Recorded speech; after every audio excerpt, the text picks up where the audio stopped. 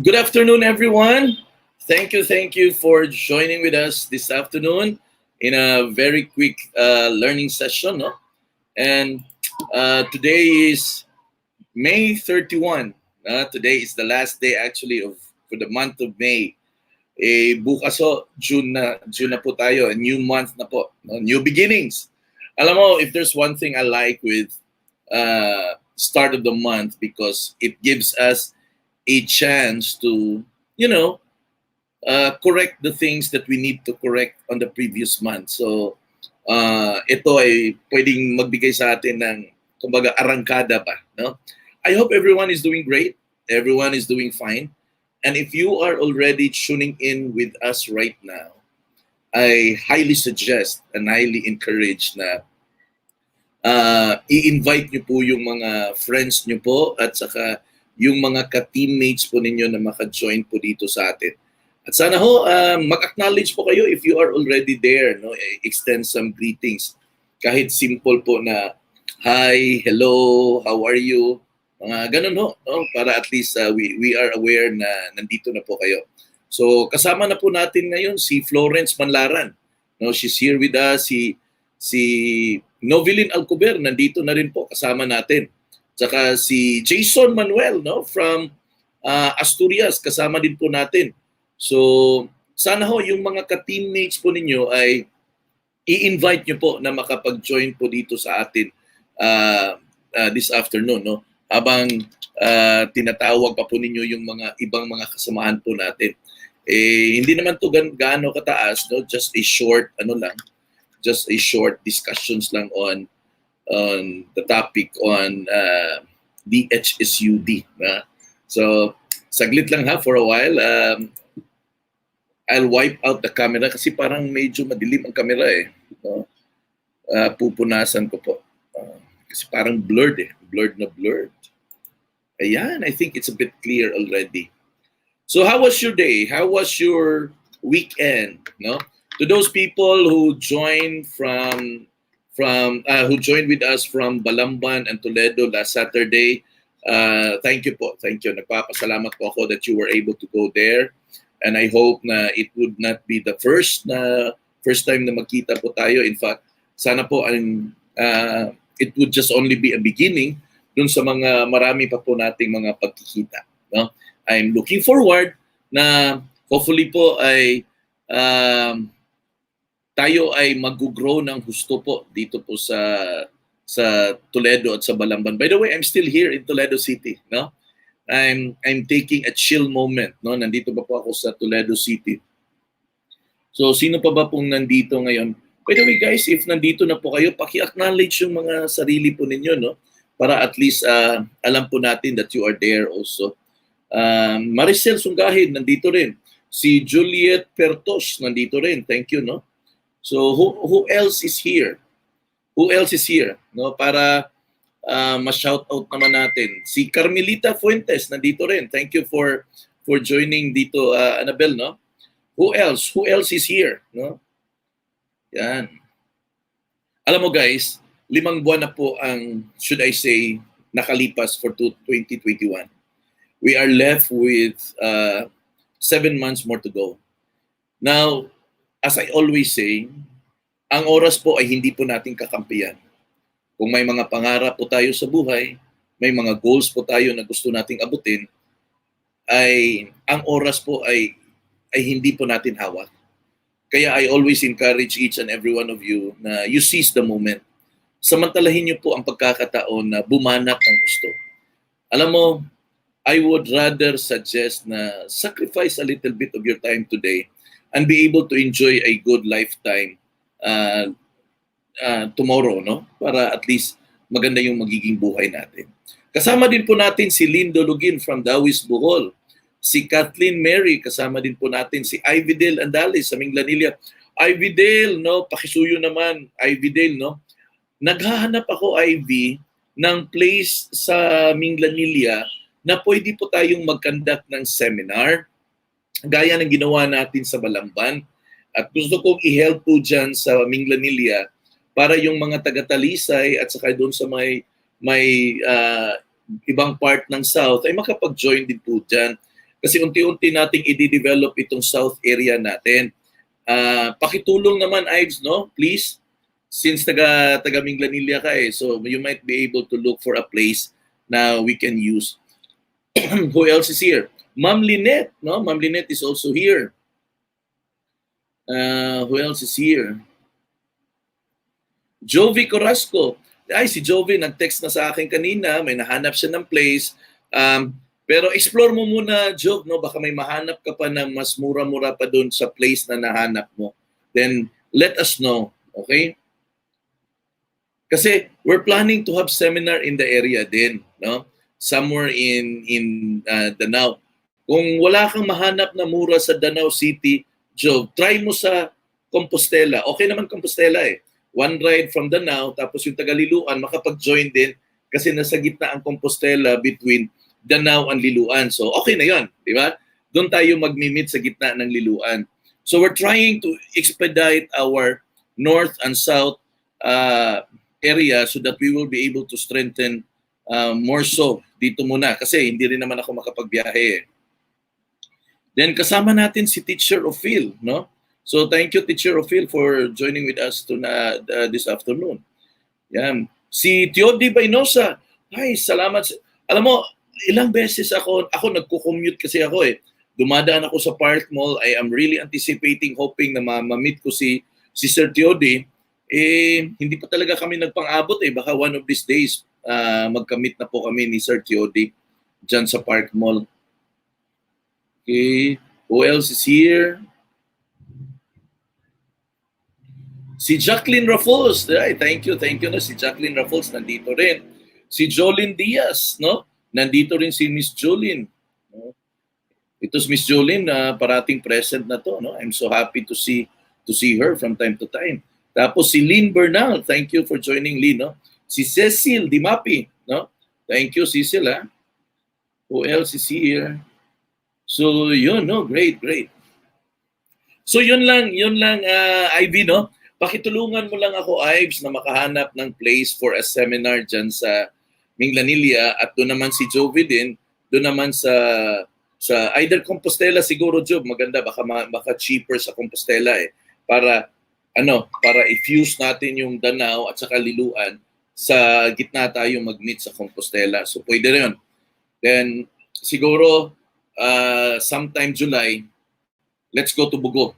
Kasi i-explore na rin natin ang lugar na yan, no? I-explore na rin natin so that we will have a strong presence in north and south of Cebu, no?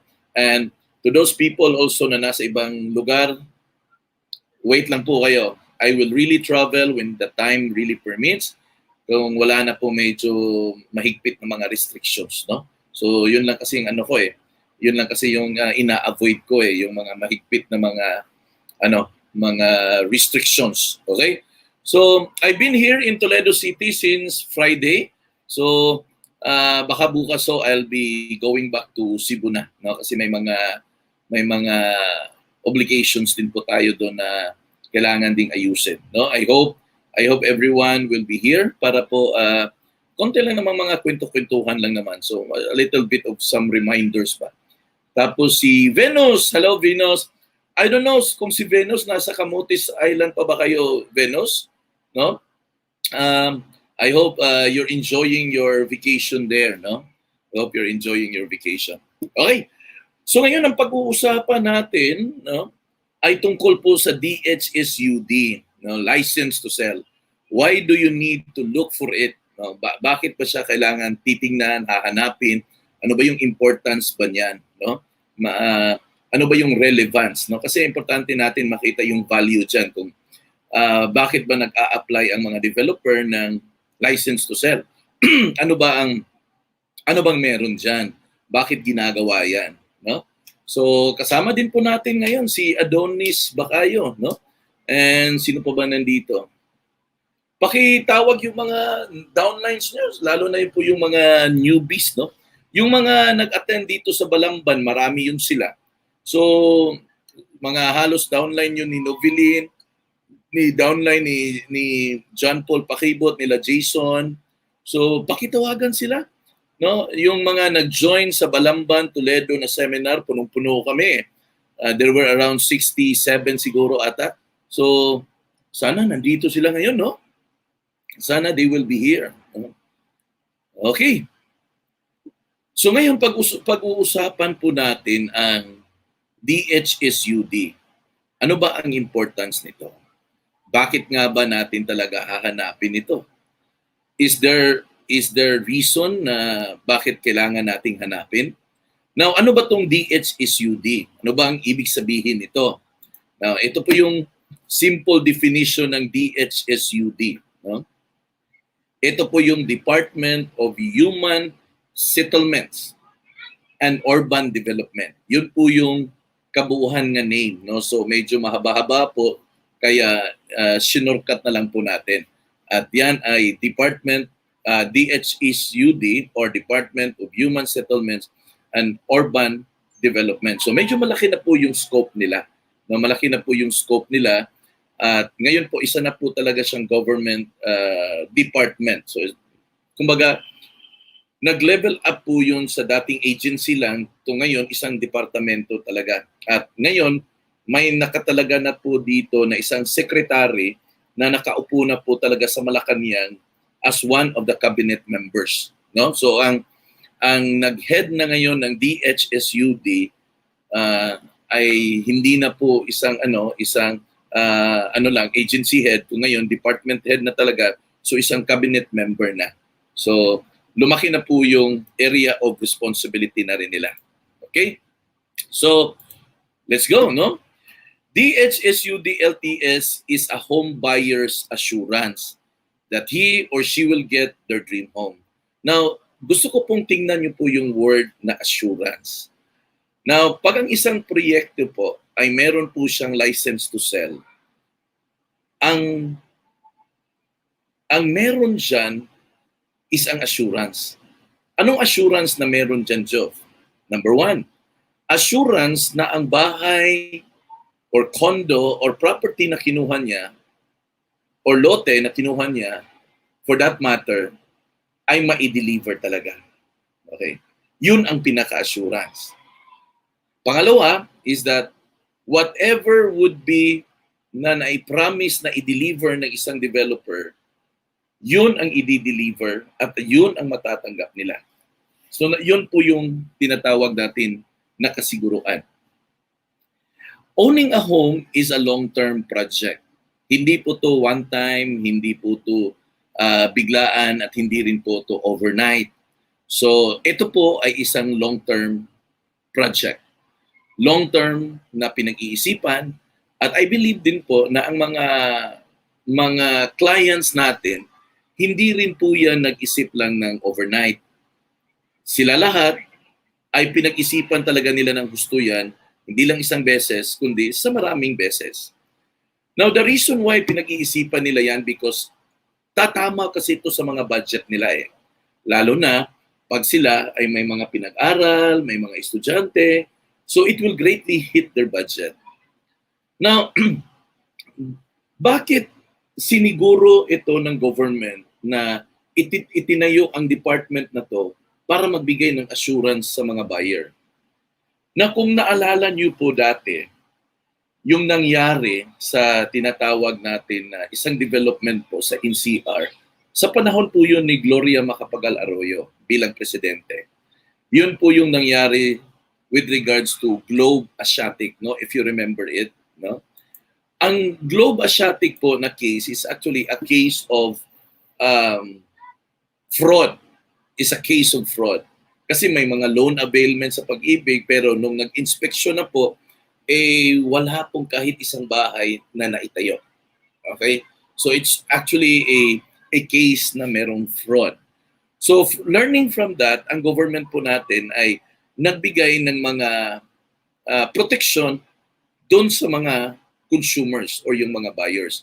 At isa na nga to, itong creation na to, na magkaroon talaga ng license to sell bago po ang isang project ay ma-fully maibenta.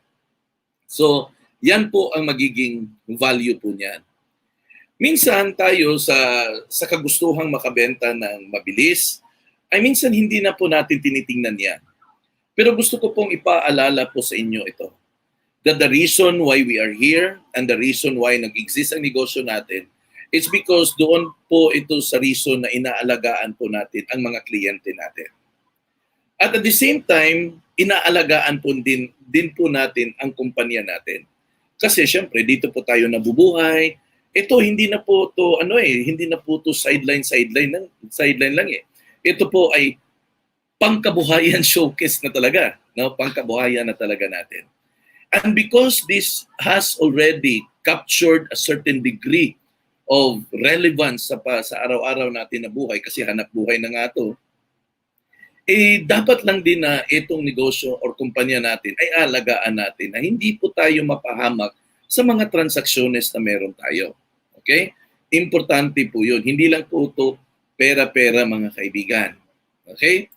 So, ngayon, titingnan natin yung mga few highlights dito po sa value ng pagiging, the value sa pagkakaroon ng license to sell. So, ano nga ba ang license to sell? Kasi kailangan nating ma-define ito para maintindihan natin kung ano ba talaga ito, kung bakit sinasabi natin na ito po ay importante. Tingnan po natin.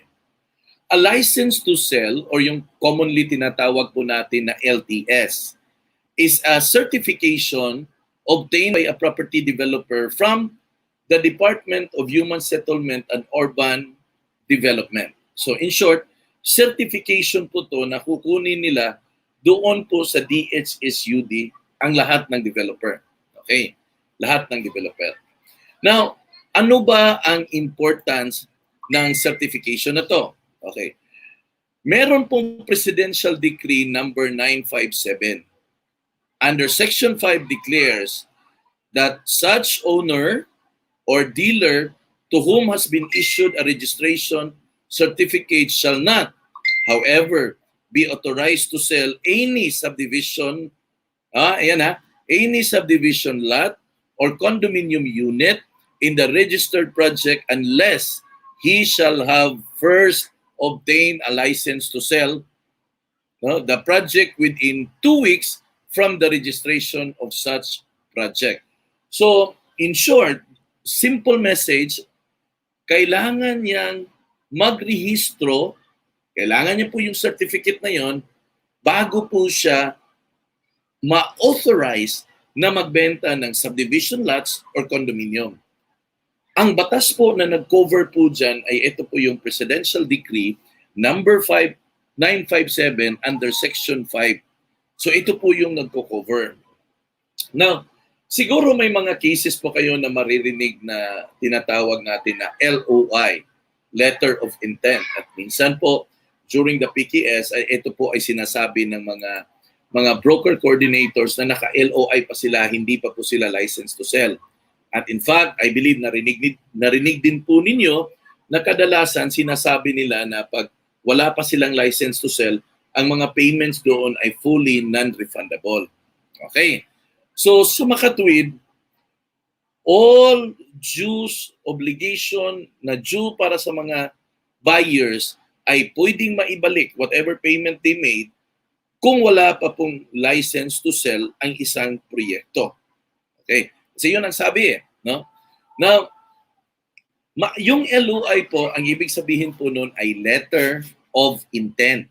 Ibig sabihin, may balak ka or may plano kang kukuha ng property.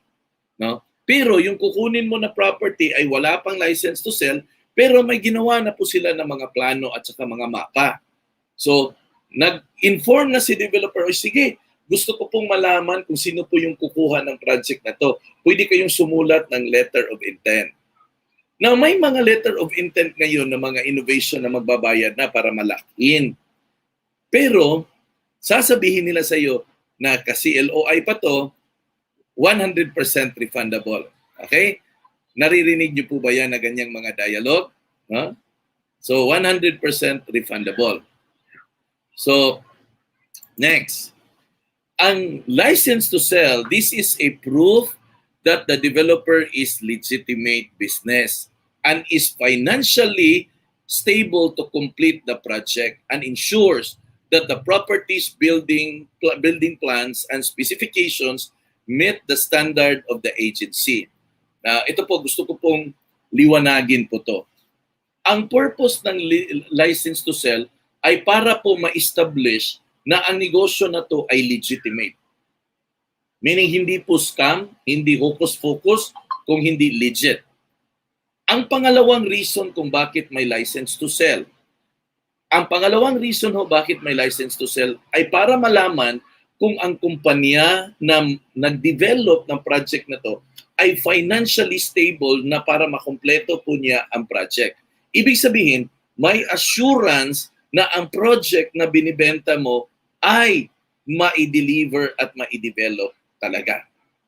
Yun po ang value ng license to sell. Okay? And number 2. Pero ito, balik tayo dito. Sige. Now, gusto ko pong magtanong kayo. Kako, baka may question kayo. Palakihin natin para mas ma-clear.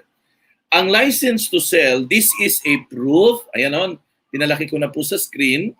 This is the proof that the developer is legitimate business.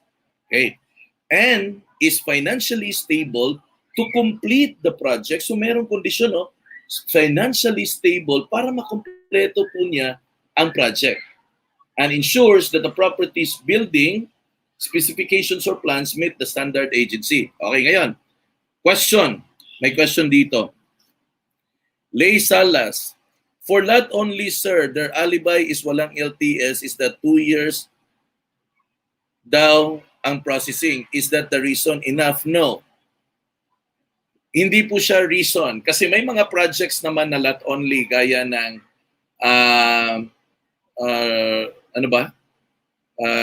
yung sa Santa Lucia, lot only naman yun.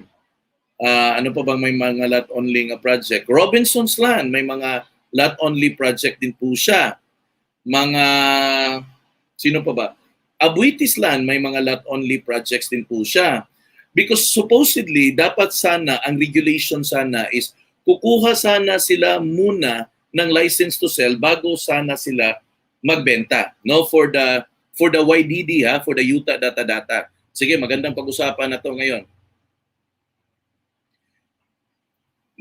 Novelin Margaha Alcover, according to the developer, sir, needed a 20% development para makakuha ng LTS. Hindi, Nobs. No? You very well know, alam mo po yan, lahat naman tayo dito ay nagbibenta naman po ng house and lot at condominium. For example, si Miss Novelin, nag-handle ng Sibulan Master. Alam naman po natin na yung bago pong development na mantra, no, yung mantra, ay wala pa pong development doon na 20%. Ang meron po doon ay board up lang na tarpaulin. Pero kumuha sila ng license to sell. For example, Coral Village. Ang Coral Village naman po, wala pa pong 20% yan. Ang meron pa lang po doon na malapit nang matapos ay yung model unit pa lang. Pero ang Jandorf, kumuha na po sila ng license to sell. Alam mo, lahat naman kayo ay nagbibenta naman kayo ng mga project na nananggagaling po sa mga legitimate na mga developer. At alam nyo na may license to sell kahit wala pa pong naumpisahan na development. Let's say, for example, Paseo Grove. Kahit isang poste po, wala pa pong nakatayo po dun sa Paseo Grove. Pero may license to sell siya.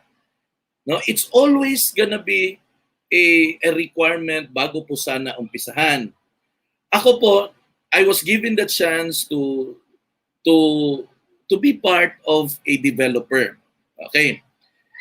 Now, bago ko po tinayo ang DPPI, naging broker coordinator po ako ng Nexus Real Estate Corporation.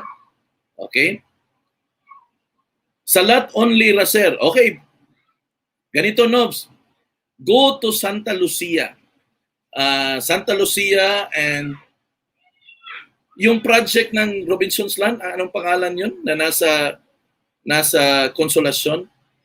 Before they are selling the property, yung Santa Lucia, before sila nagbenta ng lot-only development, kasi lahat ng Santa Lucia ay lot-only development yan.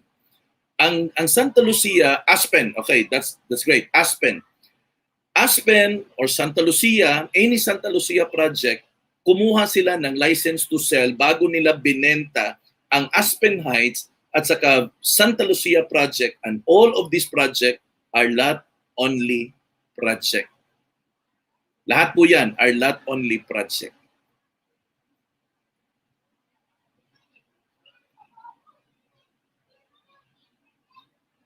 Tanong ni Teacher Ophel, paano namin malaman na may license to sell yung project? Oh, ang developer, tanongin nyo, kasi they will always give you the license to sell na number.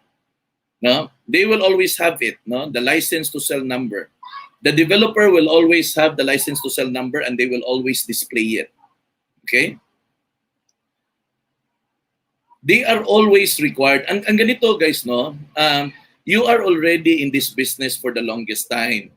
If you are from Cebu, the office of DHSUD is nasa Mandaue.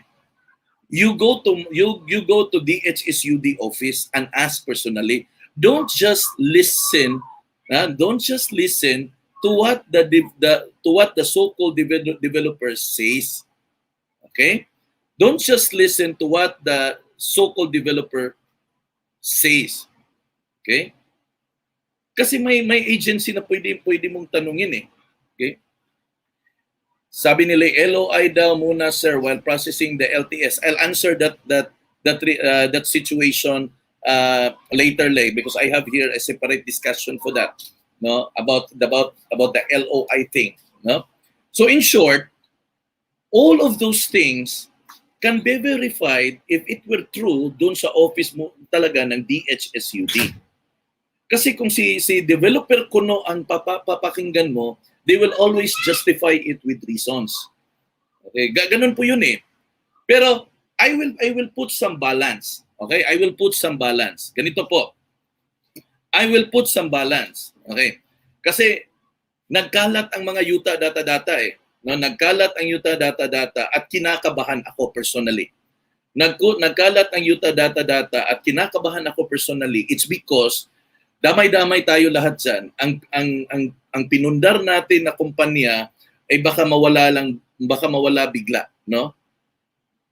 So, I will be honest with you, kinakabahan ako dyan. I don't have the fullest confidence dyan. Okay? Wala po akong fullest confidence dyan. But I will set some balance. No? I will set some balance. Hindi naman ako unfair eh. I will set some balance. Okay?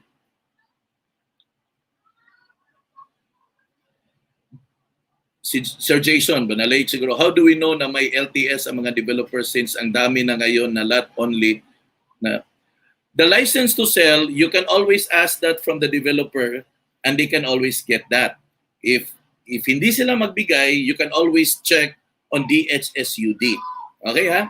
You can ask the developer kung meron silang license to sell because they are, according to the batas, dapat i-display nila ang license to sell. Sa lahat ng mga collateral nila, dapat may license to sell. Kung wala, you can ask DHSUD. No? So that's how simple it is. Now, let's go back to the UTA data. I want to set the balance. Okay? To be fair para hindi rin kayo medyo ma-feel na si D818 hindi sumusuporta sa amin. No. I'm going to set the balance, no? I'm gonna set the balance. Okay, ito po yung balance. There are developers who are really doing the UTA data program. Now, it's not actually considered as a full-grown development. Parang subdivided lot lang po yung approach nila. Okay, granted, whatever would be the reasoning. I would highly suggest, if you really wanted to go there, go for developer na meron pong track record. Ulitin ko ha, if you really wanted to go to sell UTA data, go for developer na meron pong track record. Ano po bang ibig sabihin na merong track record? Ibig sabihin, marami na po siyang na-i-develop at may na-i-deliver na po siya na project. Kasi meron naman eh. Meron namang yuta data na mga nag-develop na na-deliver nila at na-develop nila. To be fair. Okay? To be fair. So, sino to? Ang mga may na-develop, si Sam Property. Ang dami na po niyang subdivision na na-develop. And in fact, ang iba po ay nakatira na. Ang ibang project nga nila ay binili din ng isang developer at tinayuan ng bahay. So isa yan. Number 2, Rock Solid. May na-develop na rin sila. No? May mga na-turnover na rin sila. Pangatlo, yung The Rock Residences. As in, fully developed na rin. Maayos na ang mga kalsada, may nakatira na rin. Yun. May track record na ba? Yun. JGville. Ang JGville, may mga na-develop na, may mga na-turnover na, at may mga inumpisahan na rin. Panglima, yung Amalia Properties. No? May na-accomplish na, may natapos na, at may na-i-deliver na rin. So far, sila lang ang 5 na meron.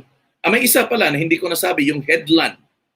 No? Yung Yanisa, yun, na-develop na rin yun. No? Ang developer nun ay Headland Ventures. Ang project name niya ay Yanisa. Ayun, na-develop na rin. Yun, na-develop na, may mga iilan na rin na turnover. So there were only around 6 projects dito sa atin sa Cebu in which personally may natapos sila. Na yun ang pag-set ng balance. Okay? Yun ang pag-set ng balance. Para at least makikita nyo ba na there is fairness, no? Yun ang balance. I'm sorry to say, all the rest is wala pa. MREV, wala pa. At nakakatakot yan. Ay, meron pa pala isa, additional. Yung Kislan. Yung Kislan, mga projects nila ay na-develop na turnover na, at na-title na rin. So 7 pala. 7. Kislan ang pang-7. All the rest, I'm sorry, I'm not confident. I'm not confident. So any questions po? Just in case lang, para at least, alam, marami naman sa atin dito ang nandito ngayon. So any question po?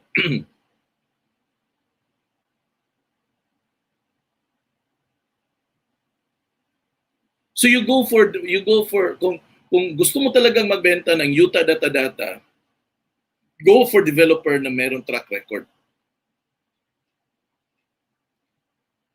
Kasi hindi ko na makontrol lahat eh. Ang sobra even if I don't push it, makikita nyo eh. And you will find it very comfortable to sell yuta data kasi mabilis, yung mga ganun ba? There's nothing wrong with that. There's nothing wrong with that if we wanted to really go for easy money. But this is not just about easy money. This is about a client who's looking for a property, wanting to fulfill and realize sa dream niya na magkaroon ng property. And here you go, you are in your capacity to make the recommendations. Nasa iyo ang capacity ba to make a recommendation? Para at the same time, maprotektahan po yung hard-earned money nila. and besides, no, yung mga bumibili sa inyo ng mga yuta data are people coming from abroad and in which I believe they have the capacity na pwede silang mag-invest on a property na legitimate talaga through a financing, either Pag-ibig or bangko. It's a matter of explaining na even if they are abroad, ay kaya mo pong ma-facilitate ang mga property ownership nila. No? Kasi baka ang hinahabol na lang natin is convenience eh. So yung 7, no, to set the balance. Yung 7 po, medyo I'm way comfortable with that, no? Some properties, Rock Solid, The Rock, JGville, Amalia, Kislan, at saka ano yung isa? Nakalimutan ko. Headland. Yung Yanisa, yun, 7 po sila na may natapos na, may na-i-deliver na, may nakatira na, di ba? Track record. Sir, good PM, pwede mo po maulit yung mga developer na may track record. Yun ang mga may track record. Some property, Rock Solid, The Rock Residences, JGville, Amalia Properties, Headland, and last is yung Kisland.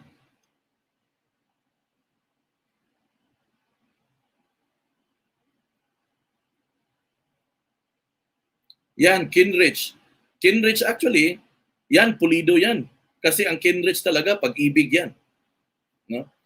Pag Kinrich, pag-ibig talaga yan because they are the number one pag-ibig na supporter for loans. No? So be careful for the yuta data. I'm not saying you don't, para to set the balance ba, but be careful.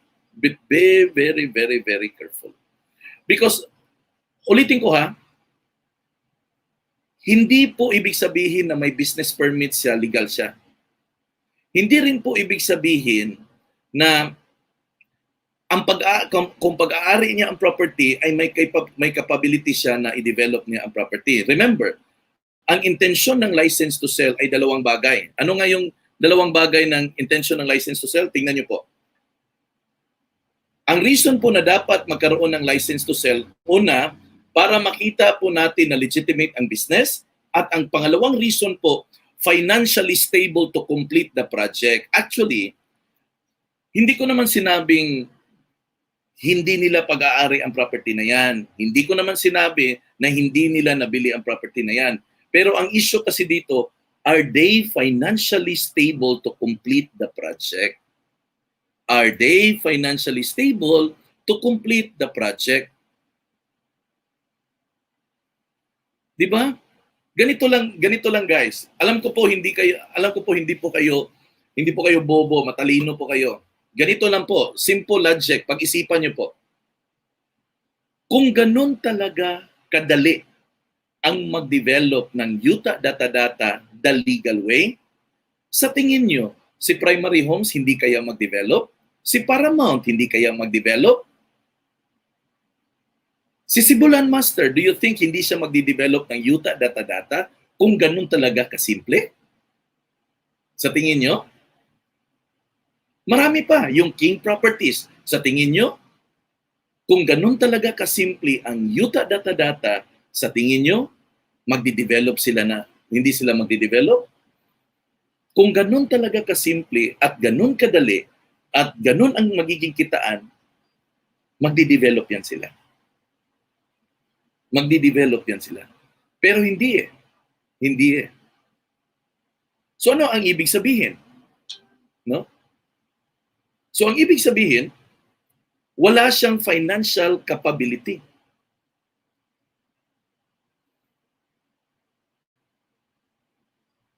Yun po ang reason na hindi, kasi pag-submit mo ng license to sell, hihingan ka kasi ng financial standing, financial status ba? Yun ang, alam mo, bakit hindi yan ma-present ng mga nagyuta data? It is because hahanapan sila, magsasubmit kasi sila ng financial statement.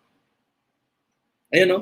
Para makita at ma-evaluate ng DHSUD na meron silang kapasidad na mag-fully develop. It's not a question, ito, nagsabi si Noel na si Kindred, may lot only, na zero interest. That's not the point. The point here is ito, tingnan niyo po sa screen. Look at the screen. The reason po sa license to sell, bakit pinapatupad po yan ng DHSUD is number one, para ma-establish na legitimate ba yan. Pero ang pangalawa is para makita kung financially stable ba na maikumpleto ang isang project. Well, in the case of Kindred, makumpleto niya yan. Kaya lahat ng project po niya sold out at lahat ng project niya nakapag-ibig yan. So legit na legit talaga yan. It's not a question of whether legit yan or hindi. That's very legit, no? The argument with Kindred is not about yuta data at zero interest. No, that's not the argument there. The argument actually for the license to sell is the developer financially stable to complete the project? Yun actually ang problema dun. Financially stable ba ang isang developer na maikumpleto at ma-deliver niya ang project na sinasabi niya?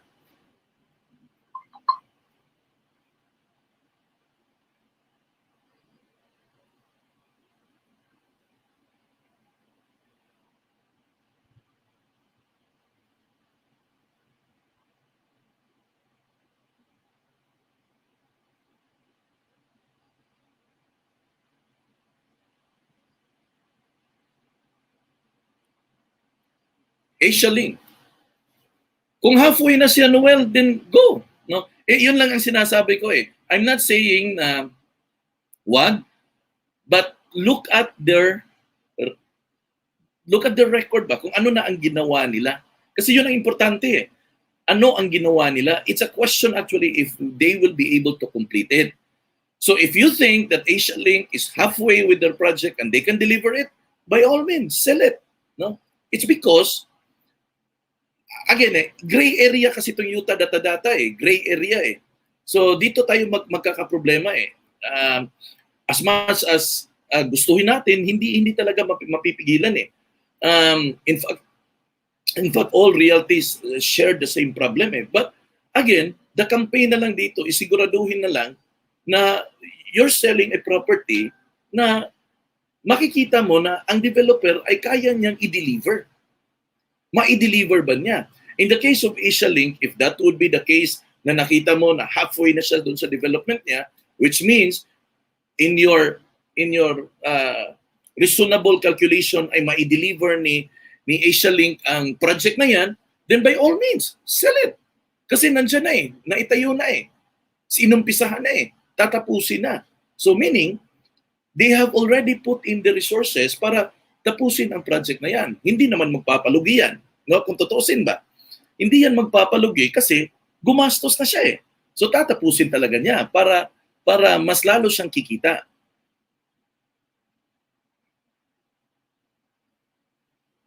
So ang gusto kong mangyari na on your part is be vigilant with it. Don't just believe na sasabihin nila sa iyo na okay to. Don't just believe. Yun ang point eh.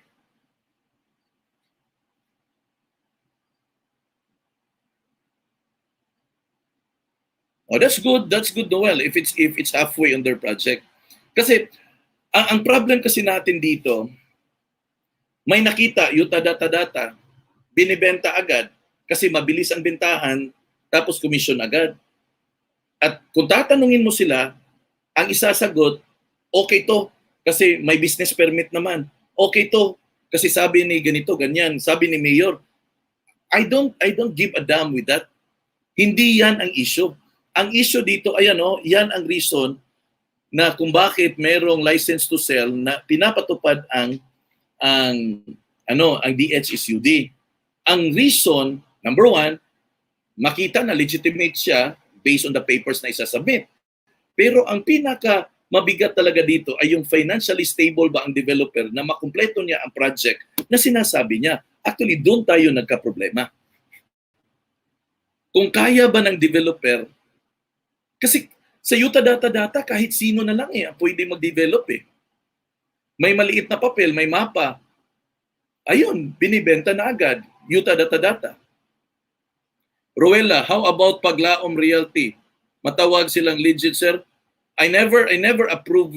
Hindi ako convinced sa Paglaom. Hindi ako convinced sa developer. Iba-ibang project, iba-ibang opisina. Pero kung tatanungin mo ang mga agent natin na nabebenta, legitimate naman daw kasi may business permit. Legitimate naman daw kasi kaibigan ni Mayor. Wala akong pakialam dyan. Ang point ko kasi is the developer financially stable to complete the project. Kasi kung hindi, kung walang pera,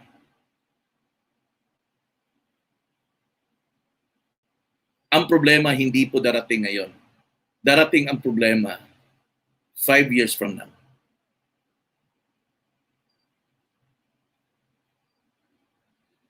Si Betshai, Kretschmar developer, they are starting to develop the area, sir. Again, ito lang po yung sasabihin ko sa inyo. If you have witnessed it, that they have developed it, and if you have witnessed it, that they are doing it and developing it seriously, by all means, make that judgment. No? Kasi gray area ang Utah data eh. Kasi kung i-strictohin talaga to, number one, ang pagbabasihan talaga is license to sell. Yun lang. That's the only thing na pagbabasihan. Pero, sige, kasi kadalasan naman nag-a-apply lang talaga ang license to sell na naha-highlight is dito lang talaga sa house and lot at saka sa condominium. Okay na. Sige, nandun na po ako sa argument na yon. Now, putting the benefit of a doubt, ikaw mismo, i-observe mo ang lugar. Puntahan mo kung may nakita ka ba dyan. Kung may nakita ka, good. Kung wala ka pang nakita, tingnan mo po yung previous project nila na i-develop na ba yung unang project nila. Yung mga project nila 1 year, 2 years ago, inumpisahan na ba nila? Yung mga project nila na dumating na po ang point na sold out na, naumpisahan na ba nila? O yun, makikita mo naman eh. No? So in short, you just have to be vigilant. Yun lang talaga yung message doon. You just have to be cautious and conscious. No? You just have to be cautious and conscious. Para at least ba, yung confidence level kasi ay mas madali po siyang mas madali mo siyang ma-feel pag may nakita ka. Unless, for example, punta ka sa ano ba to? The Rock Residences. Syempre, pagpunta mo sa The Rock Residences, meron na. Meron ng bahay na nakatayo. So yung confidence level mo mataas kasi nakita mo na may development at may nakatayo na. So mataas yung confidence level mo. Ang problema, ito, bago, marami ng project, pero yung naunang project wala pa ma-develop, ay nako, lagot tayo dyan, patay tayo dyan. So be vigilant, no? Be vigilant. Kasi ang issue naman talaga sa LTS is about establishing kung ang developer ba ay financially capable to complete the project. That is actually the main meat po dyan sa license to sell. Naalala ko, nung nag-submit kami ng license to sell na application for Pacific Grande. Now, for all of you na hindi alam, I was once a Pacific Grande. Yung unang dalawang subdivision, madali lang po yun kasi by subdivision yung pag-apply namin. So, madali lang pag-release ng license to sell. Nung dito na po kami sa condo, akalain nyo, ang sa condo pa lang, kukuha ka ng license to sell per building. Per building. At every building na magsasubmit ka ng license to sell, ay magsasubmit ka ng financial statement, financial analysis. No, tapos titingnan nila yung financial backbone mo. Kasi part yun ng requirements eh. Titingnan nila yung financial backbone mo kung meron ka bang pondo na ganito para i-develop yan. Titingnan nila. So, isa po yan sa reason. No?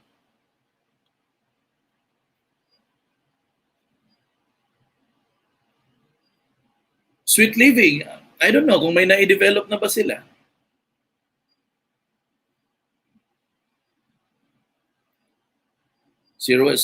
Unsay kalainan ani wala ni LTS ma'am kay dili ni project selling. LTS a brokerage sale is. If it is a project, if it is a subdivision project, then therefore it has to have a license to sell. Definitely. If it's a brokerage sale, meaning it's not a subdivision. Meaning roll-land ba? Roll-land. Ordinary lot, ibebenta po yan. Yung roll lot ay ano po yan? That is considered as brokerage sale.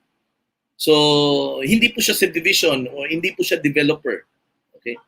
Basta ito lang talaga. Very easy to understand. If it is a subdivision, if meron po siyang subdivision map, then therefore it is a subdivision. And if it is a subdivision, it is obliged na dapat meron talagang license to sell.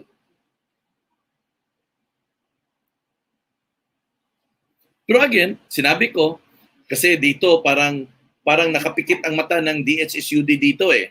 As of now eh. Nakapikit ang mata ng DHSUD, kaya nga sinabi ko na ito ay parang gray area. So, para hindi po tayo mapahiya doon sa mga kliyente natin, since ito po ay gray area, now tingnan nyo po yung record. Tingnan mo po yung track record kasi wala po tayong ibang pagbabasihan eh, which is the track record lang talaga eh. Kung meron ba siyang ginawa doon sa project na sinabi niya may development na ba siyang ginawa? Kasi you can always say na I can finish this. Pero ang question kasi, may ginawa ka na ba doon sa project na meron ka? Yun ang ano eh. Yun ang issue doon eh. Precious Valley sa Pulog. Yes, alam ko yan. Kasi may kaso si Luella dyan. May kaso siya dyan sa HLURB dati at nakabayad po siya ng 1 million dyan. At mind you, hindi lang po yan ang project niya. Ang dami pa po niyang project in the past na hindi po ginalaw. So it's all up to you. No? It's all up to you. Your client actually believes in you. No? You are in a better position to really explain them. Alam ko yan, sa Precious Valley, may bahay na po nakatayo doon. In fact, yung project na yan ay nag-penalty si Luella ng 1 million. Alam ko yan, kilala ko kasi si Luella eh. Dating agent yan ng 168 eh. Downline ko yan eh. So I know exactly.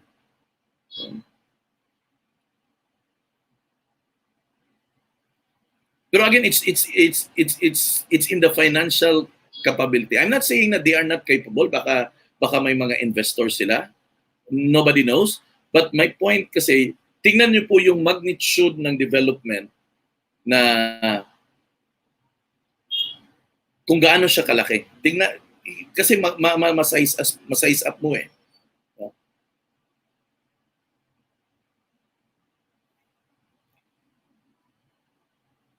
Lawrenceville. Saan ba yan, Lawrenceville? Hindi ko na maalala, Theody, no? Sa marami yan in the past, meron pa yung Louisville, Lawrenceville, basta maraming Ville yan, no? Hindi ko na maalala, no? But you check on it. You check on it, no? You check on it if they are doing something of those development, no? Because that's the only way. That's really the only way. Gusto ko lang iset ang balance. I'm not going to tie your hands. But gusto ko lang po na you're gonna play safe for your client kasi ikaw ang babalikan ni client eh. Ikaw ang babalikan ni client na with regards to any possible nga problema. Then if babalikan ka na client, of course, D818 naman tayo, kapamilya tayo dito, eh syempre haharap tayo sa mga sangkatutak na mga katanungan diyan, no? And of course, no, we don't want that we will end up in a legal proceedings. No? Kasi sino naman gusto.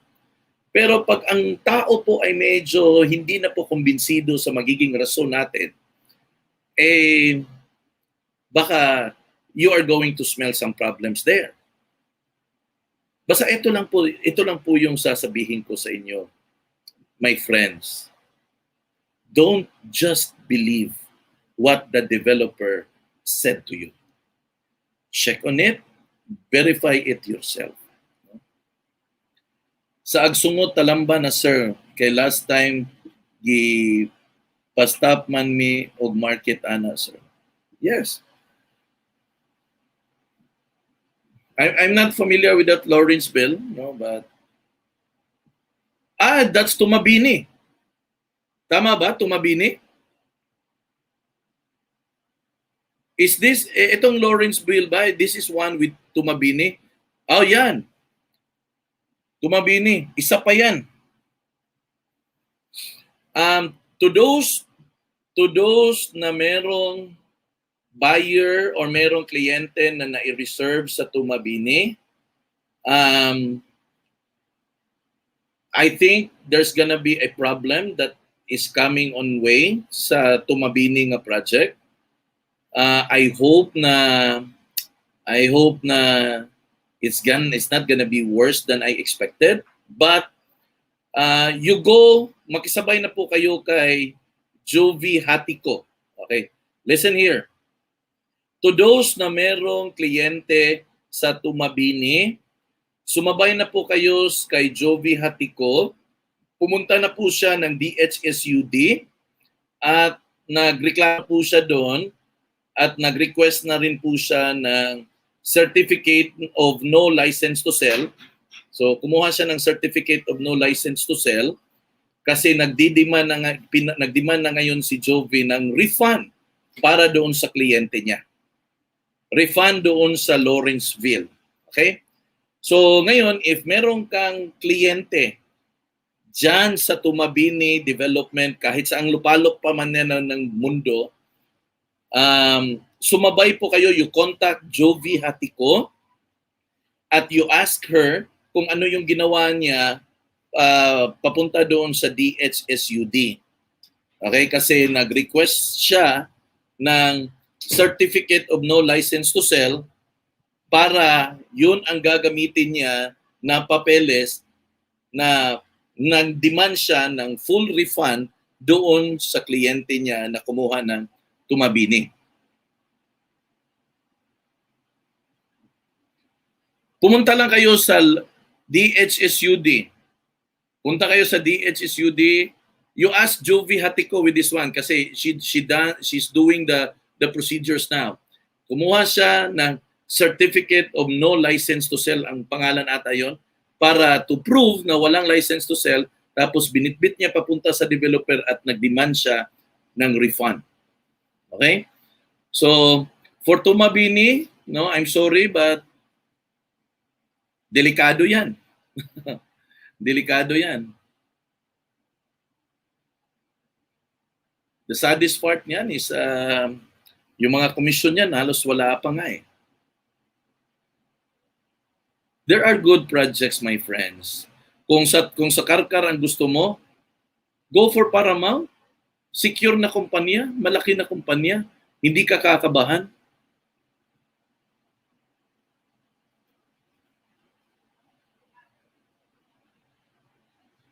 Kung sa Karkar ang gusto mo na project, you sell Paramount, hindi ka kakabahan yan.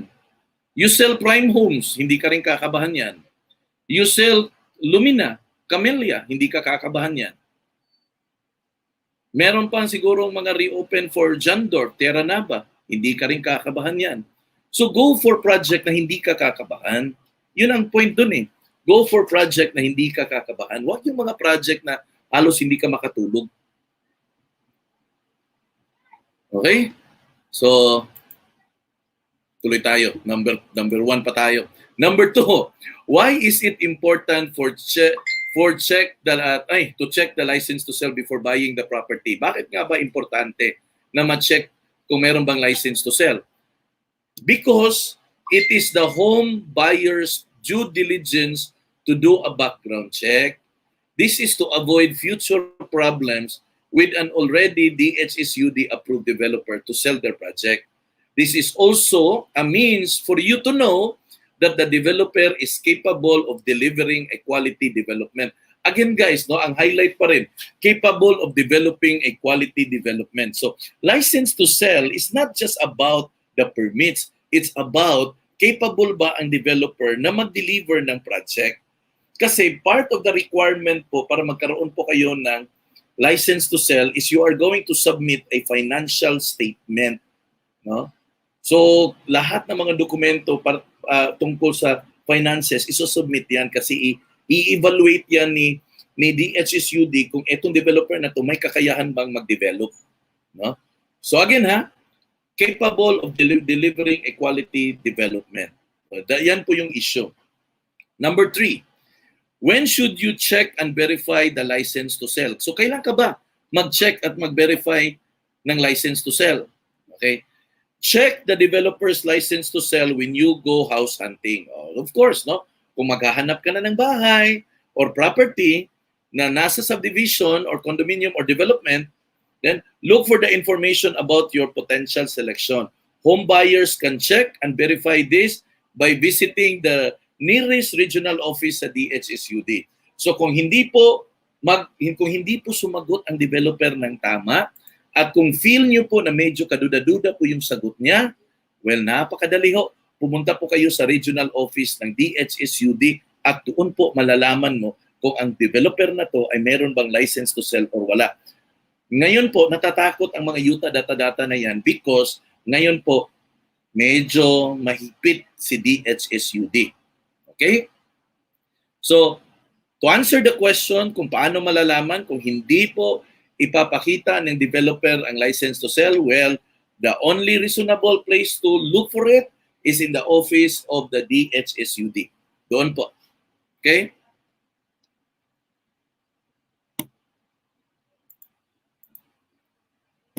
Make sure that the regional office of DHSUD has jurisdiction over the place where the property is located. Kasi by region yan eh.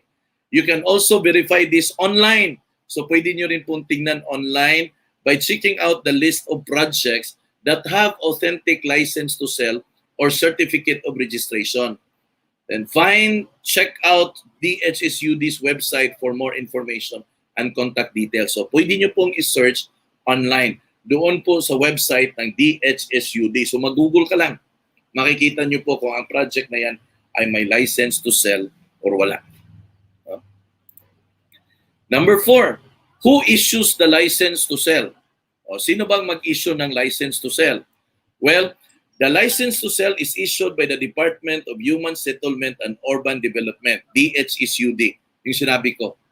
This is the government agency mandated to formulate plans for comprehensive land use, regulate housing or land developments, and homeowners association. So kasali pa ang homeowners association and serve as an intermediary for disputes. So kung meron pong mga disputes, merong mga claims or mga complaints, ang DHSUD po ay sila po yung intermediary, or kung sa barangay pa, sila po yung taga-ayos.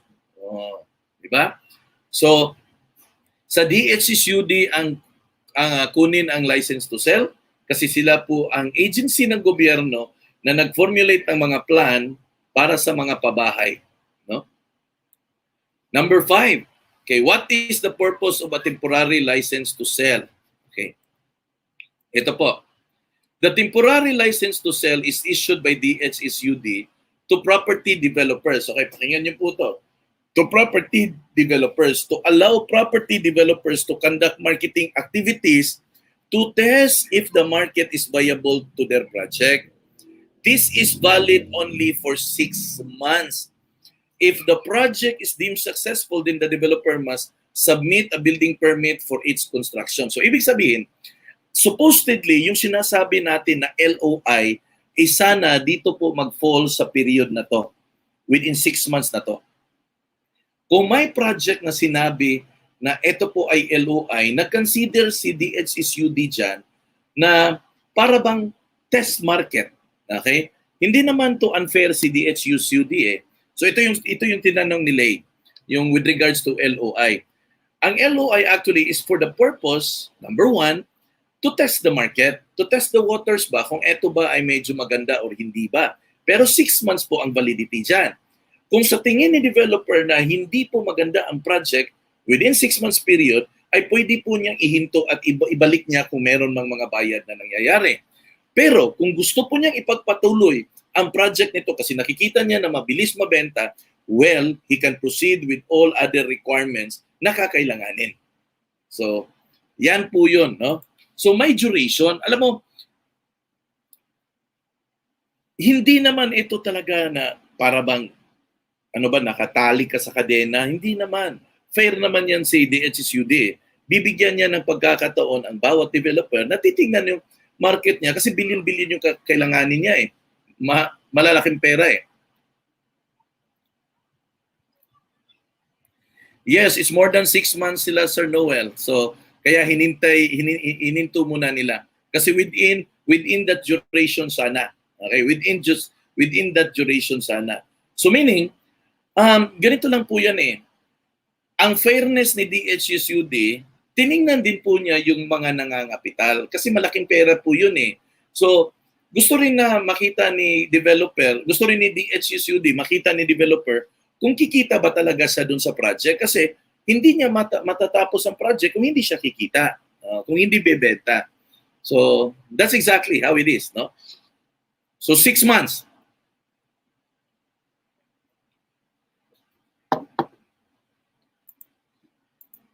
Number 6. What happens if you purchase a property that does not have a license to sell? Ayan, eto. Ano daw ang mangyayari kung ikaw ay bibili ng property na wala pong license to sell? So ito po yung mga mga pros and cons, no? Kung bibili ka ng property na wala pong license to sell. Okay. Ito po. You may choose to cancel the contract and demand for a refund. Ayan. Or proceed with the sale. The sale is still valid, but the developer will need to pay the penalties. Ayan po. Okay? Ano daw ang question ito? Balikan natin na. What happens if you purchase a property that does not have a license to sell? So ito po yung sagot. You may choose to cancel the contract. So pwede mong i-cancela ang kontrata mo at tapos magdidemand ka ng refund. So pwede yon. Or pwede mong ipagpatuloy ang bentahan. Ang sale naman is still valid, no? Kasi nasa discretion po yan ng buyer. Pero yung developer po ay kailangan niyang magbayad po ng penalties. O yun po yung nangyari before doon sa Precious Valley.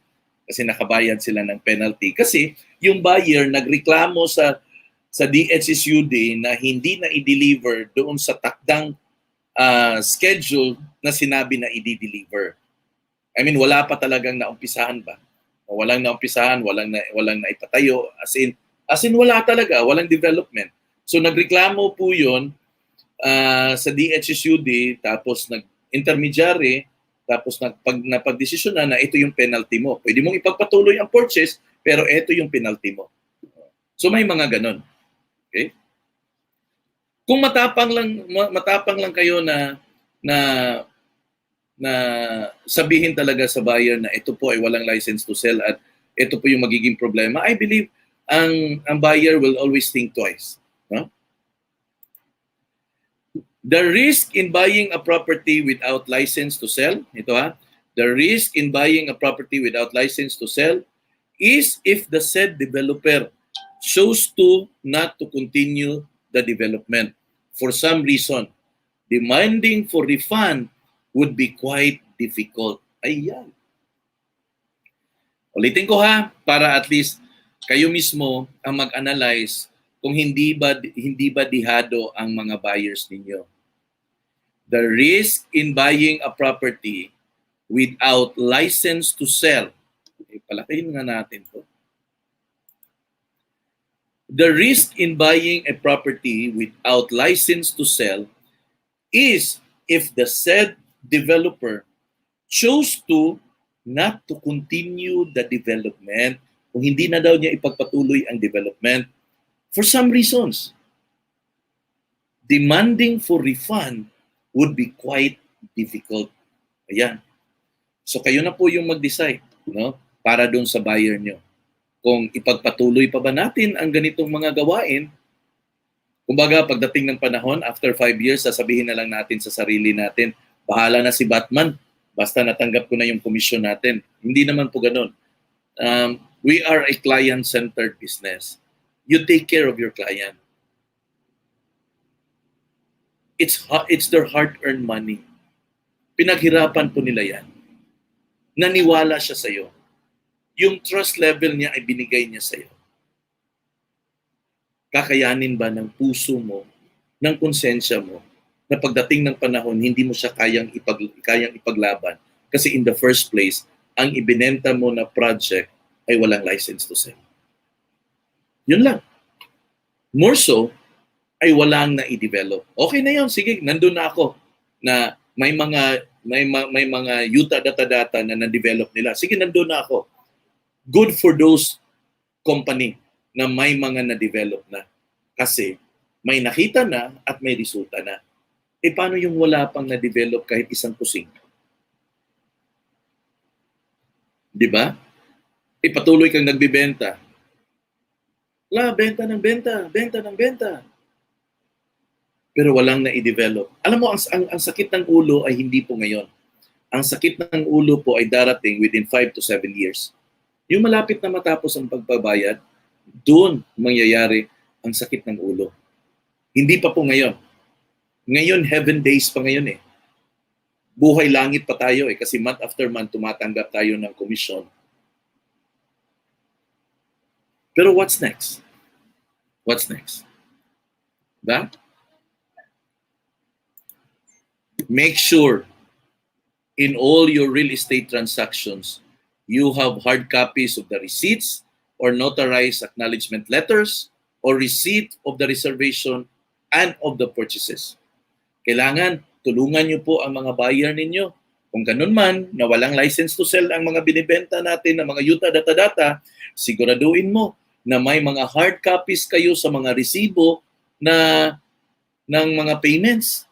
Tapos mga acknowledgement letters na naka-notarize yung mga contract to sell na mga pinipirmahan nyo, mga resibo doon sa reservation or any proof of purchases, dapat meron kayong mga hard copies niyan.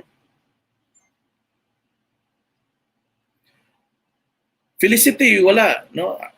I never endorsed that Felicity. Right from the very beginning, I am very upfront with that developer that developer is not even pro-agent.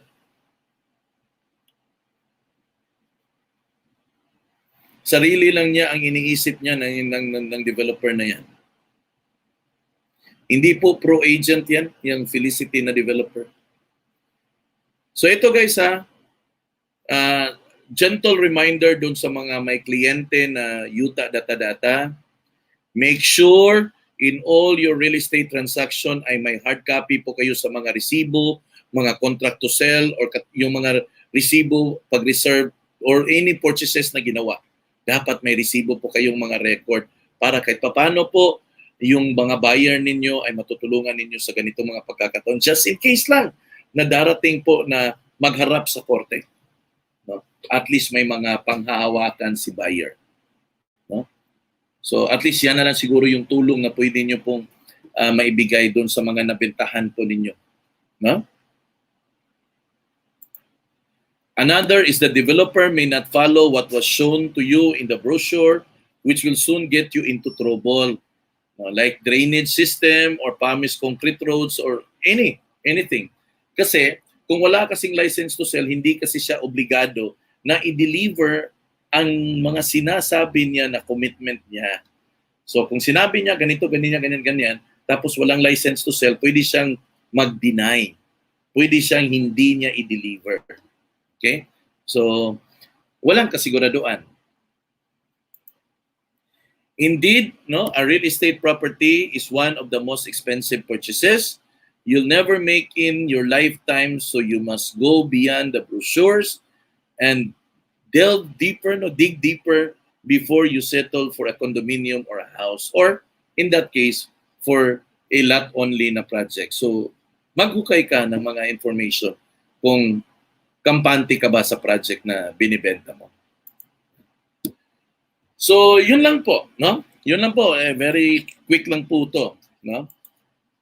So, is there any questions that you would like to ask? Para bago po tayo maghapunan, mag-dinner. No? Anything that you would want to ask?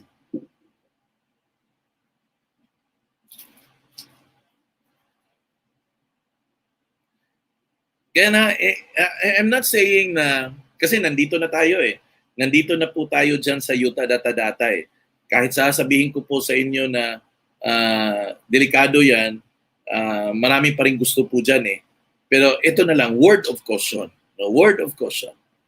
Be very careful. Be vigilant and be observant. At all costs, protect the interest of your buyer. Doon ka talaga nakasalalay. Siguraduhin mo. Kung may mga payments na involved, dapat may mga resibo, hard copy, no? Mga kontrata na pinipirmahan nila, dapat may kopya talaga sila. At kung ano-ano pa. Kasi baka pagdating ng panahon ay magdidiman ka ng mga refund, ay may maipakita ka doon sa DHSUD. Okay? At doon naman sa gustong mag-verify kung paano gawin ang refund, you ask Jovi Hatiko kung paano niya ginawa doon sa kliyente niya sa Tumabini. Okay? Ayan, si Lizelle Dano. Rico Dano, isa yan, nagreklamo. Anong issue ni Rico Dano Lizel?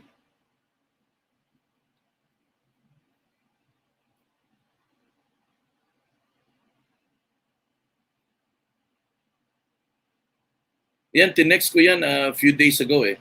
I was looking for person kung sino ang katransact ni Rico Dano. So ingat-ingat talaga guys, no?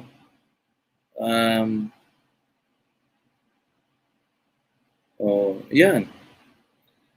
Tapos walang license to sell yan. Yung sa Clarin yan eh.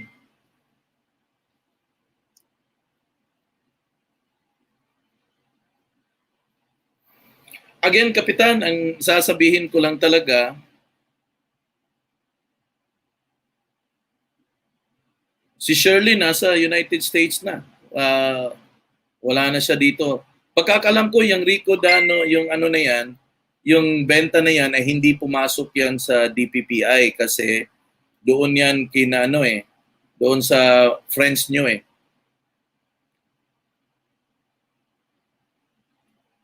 Stabri, wala pa ako nakitang project nila. Although alam ko na may resort sila sa Camotes, yun, alam ko yun.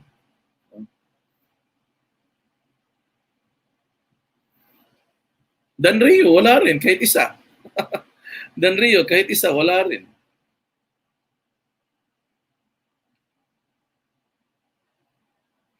Gano, ako guys, I'll neither say yes or no. It's because wala naman talaga ako sa posisyon na magsabi kung kaya ba ng developer i-develop or hindi.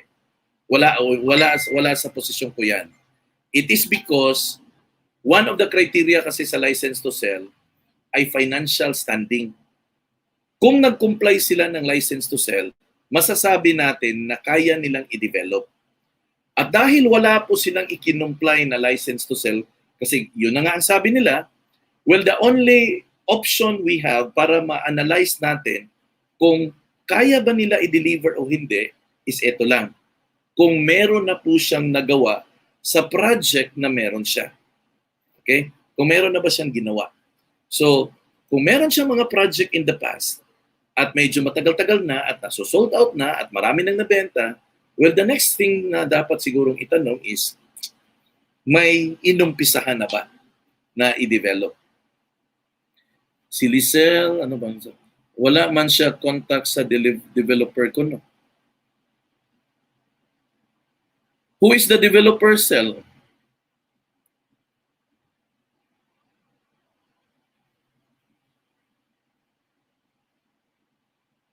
Who is the developer of that project? I believe we're not accredited with that developer.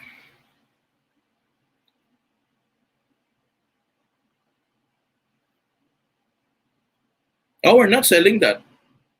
Right from the very beginning, we know that I made an announcement that we don't sell.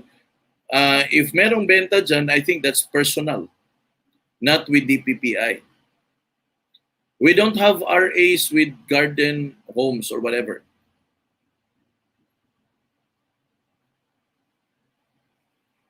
Wala tayong RA sa mga garden homes o sa mga developer ng garden homes na yan, wala tayo. Because, number one, ay hindi tayo nagpapabenta talaga niyan.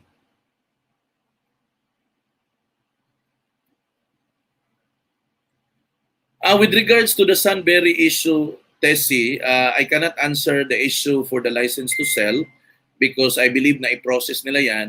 But when you go to their project site, their subdivision is almost complete.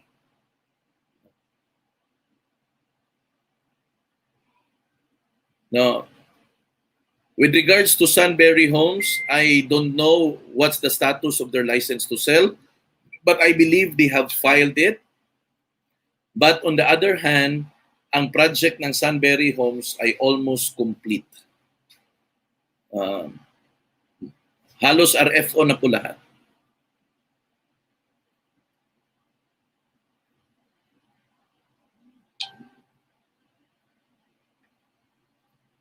Napud balita diri Bohol nga naa daw developer diri Tagbilaran na ni Rado. A2M Realty, sir, wala sa it's not. A2M Realty, we're not selling their project. A2M Realty, we are not selling their project. Owners are branded as scammers, so we don't sell their projects.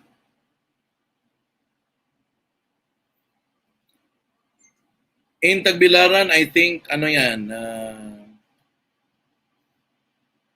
Alona Lan ang magsisira. I'm not sure, no? But I think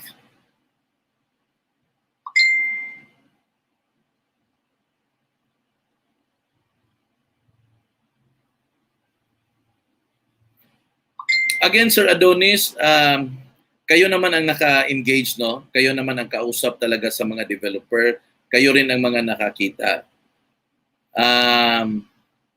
Very simple. Look at their previous project if they have development already.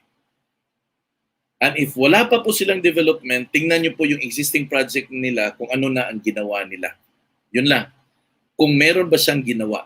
Kasi ang bottom line lang naman may ginawa ka ba sa project mo? Yun lang Kasi kung wala kang, kasi ngayon, it's not an issue with the license to sell. Meron kasi lahat ng Utah data wala talaga yung license to sell Pero ang question na lang dito, may ginawa ba siya sa project niya? No? May tinabaho na ba siya sa project niya? And you ask the developer kung kailan umpisahan ang mga development. Para alam niyo po kung ano yung i-update niyo po sa mga kliyente ninyo. Praktika. Matagal namang sarado yan. Praktika. Wala na yan. Praktika is already closed since 2018 here in Cebu.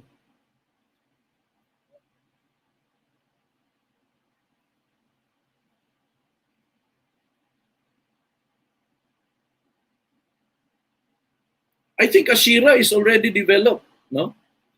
Ashira is already developed. No? Ashira property is already developed. Ito yung nasa Dawis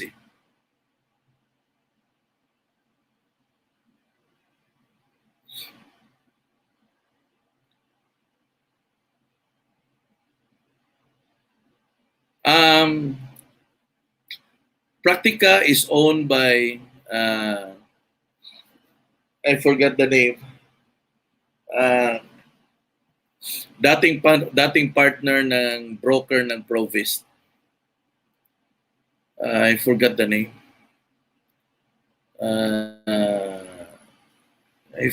I forgot the name. Joey Season is only a industrial partner with that taga manage. But the one is I forgot basta dating kapartner ni Anjurica Altubar, ang broker ng Provist, ang may-ari ng Praktika. I forgot the name lang.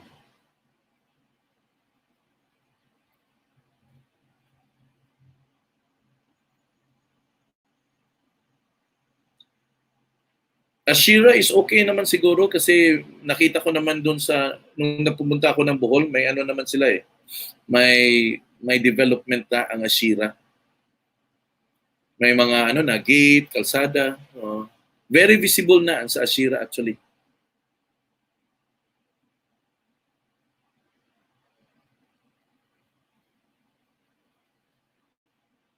Basta Praktika is closed 2018 ata. With kalimutan ko yung sino yung may-ari nun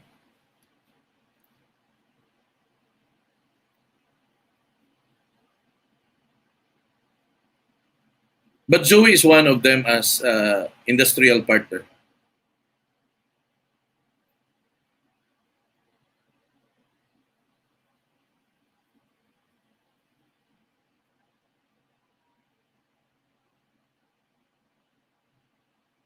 Kasi may project yung Praktika dito sa Lapu-Lapu dati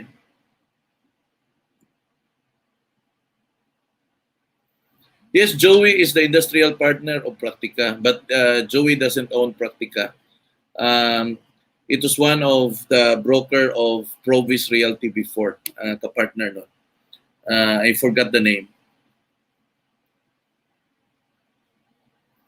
They were closed 2018, if I'm not sure. No, if I'm not mistaken I'm not sure. Basta mga 2018 ata, nagsara yan sila. Late 2018. I don't know na ngayon lang pala sila nagsira sa Bohol. But dito sa Cebu, matagal na, 2018.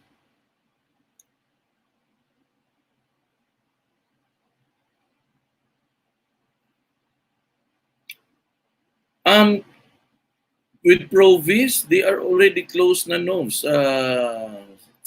Middle of 2019. Hindi na sila nagbukas sa opisina nila. In fact, may mga problema din po sila with regards to their project na yung isa sa partner ng Praktika ay yun din ang partner ni Provis sa development niya. Yung partner ni Praktika, siya din po yung partner ni Provis sa development niya. So, that explains why nagsira yung Praktika, nagsira din po si Provis. 2019 ata yung nagsira si Provis. Yung dalawang project ni Provis, ayun, medyo problemado. May mga buyers doon na medyo nagagalit na kasi hindi po na i-deliver. So, yun po yung mga challenges natin dyan. But again, these are part of the game that we play. No? But okay lang naman maging choosy. No? Okay lang po maging choosy. Alam ko po na the reason why you push for Utah data because it is easy to sell. But I'm not saying no.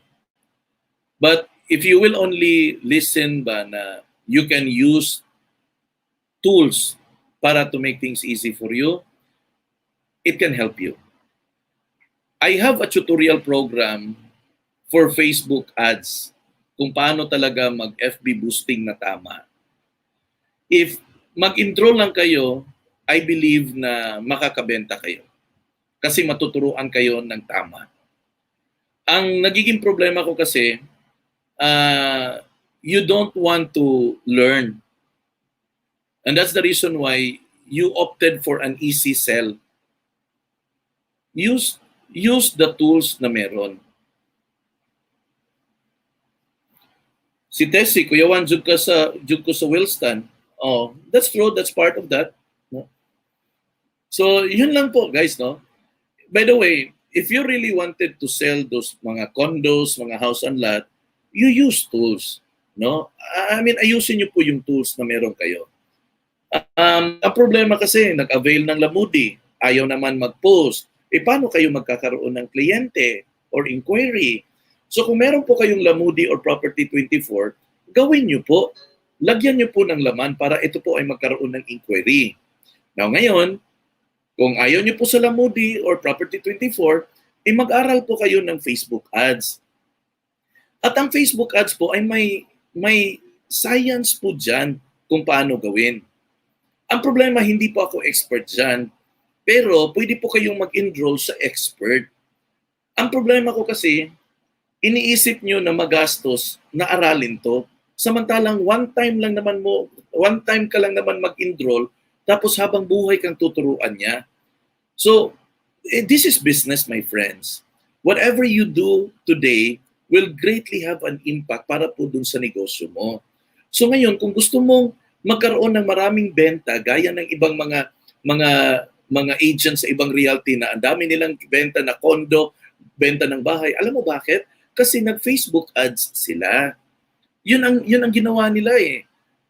Pero ako, napapaos na po yung boses ko sa kakampanya na mag-aral kayo ng Facebook ads, pero ayaw nyo eh. If ever po gusto nyo po mag-aral ng Facebook ads, i-chat nyo ako pagkatapos nito, i-text nyo po ako kasi bigyan ko po kayo ng link para makapag-umpisa na po kayo na aralin ang Facebook ads. No? Magagamit po ninyo sa anong bagay. Pagbenta, pag-recruit, pwede nyo pong gawin. Ito nga si Maricel ginamit na po niya ang natutunan niya sa Facebook ads, tapos ginamit niya sa recruitment. Ayun, ang resulta. Ang dami niyang recruit the last time. So ganun lang po yan, guys. You can use it to the maximum kung mayroon po kayong nalalaman. So, take time to learn. So, kung gusto nyo pong makabenta ng mga malalaking mga bahay, mga kondominyo, learn to do Facebook ads. Learn to do Facebook ads. At kung gusto nyo pong matuto ng Facebook ads the right way, no? Kung gusto nyo pong matuto ng Facebook ads the right way, text me kasi isend ko po sa yung link at mag-enroll ka. No, mag-enroll ka. May magtuturo sa iyo na IT coach na alam niya talaga ang gagawin niya at tuturuan ka niya step by step. No? So, ganun lang. So, isend ko, i-chat mo ako, tapos isend ko po ang link. Tapos, ikaw na. You decide it afterwards. No? So, sige ho, no? Kasi magdi-dinner na po, tapos may mastermind class pa po ako by 8 o'clock. No? Napakaganda po ng topic na inumpisahan po natin, yung entrepreneurship. Sana po makasama niyo po ako, sasamahan niyo po ako sa sa mastermind class na to. Monday, Tuesday, and Wednesday po yan, 8 o'clock na gabi. So maraming salamat, thank you, and God bless you all. Bye-bye!